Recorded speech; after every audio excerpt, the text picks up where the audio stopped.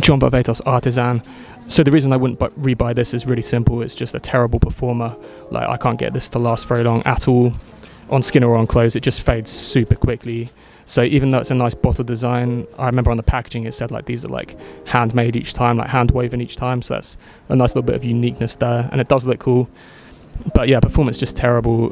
It's a nice like neroli, mandarin, ginger type of a mix, like a nice floral freshness with that. Also the additions of the mandarin, and it's nice. It's nice and like refreshing and soothing, but it just doesn't perform. Like, it's so weak.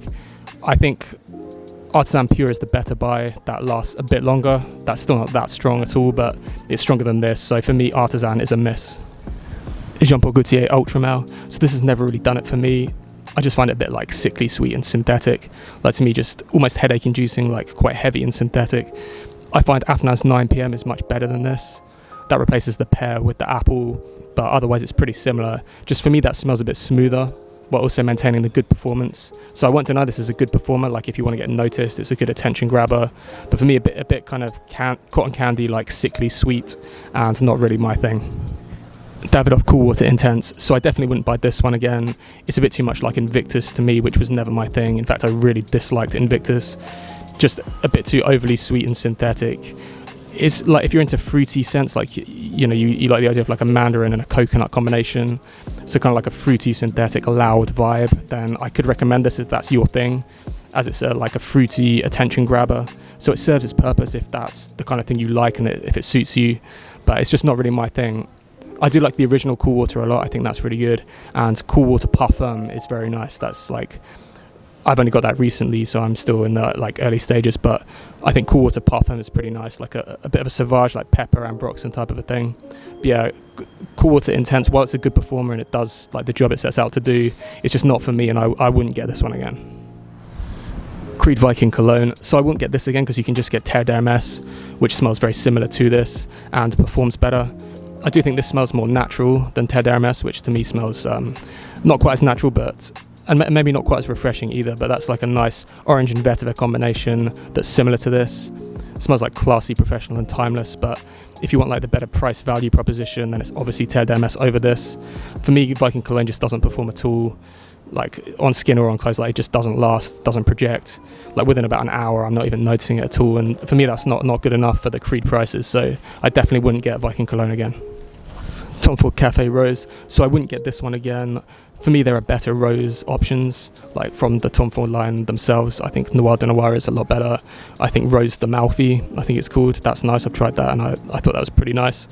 And also that Rose Exposed, the recent one with the rose and the leather, that's probably better than this too, in my opinion. Like, to me, it's like a nice punch of rose. It's like that nice refreshing rose, and it's mixed with a bit of kind of a coffee bean type of a note, but you don't really pick that up too much.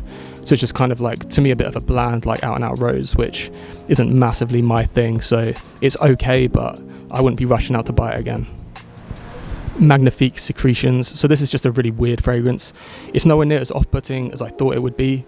Like, when I heard what it's compared to, like sweat and blood and body odor and stuff, like, I thought it was going to be like a really out there, like massive performing horrible thing, and that I'd want to wash off, but it's not really like that. Like, to me, it's a bit more subtle than I thought. You get notes with like seaweed. It's a bit of an odd scent, like it's not very pleasant, so it's definitely not something I would recommend, and it's not something I would buy again. But having said that, it's not as bad as I thought it would be, so while it's not terrible, it's not very good either, and it's definitely not worth buying, in my opinion. Viktor&Rolf Spicebomb EDT. So I wouldn't get this simply for the fact that the flankers are much better, in my opinion. Spicebomb Extreme is better than this for sure. Metallic Musk is one of my all-time favourites, and I much prefer over this. And Dark Leather I've tried and I like. The Infrared as well is a good one. I think that's a nice, like, kind of red berry type of a scent, like a twist on the Spicebomb DNA. So they all take the Spicebomb DNA and improve it, in my opinion. I do think this is a lot, like, the line's been improved so much by the flankers. So while a lot of brands like churn out flankers as like a soulless cash grab, really, without maybe much imagination, I think Viktor&Rolf have got it right a lot of times with this, in that they've improved the EDT with the flankers. So I personally would never rebuy the EDT, and I'd get one of the flankers instead. Nautica Voyage. So this isn't my thing at all. Just, to me, very synthetic, very heavy, and like a bit harsh smelling, I would say. Like, I get this like a refreshing marine apple scent. So if you want like a dumb reach and it does work for you, I can see how it's good value for money, as this can be bought for a very affordable price.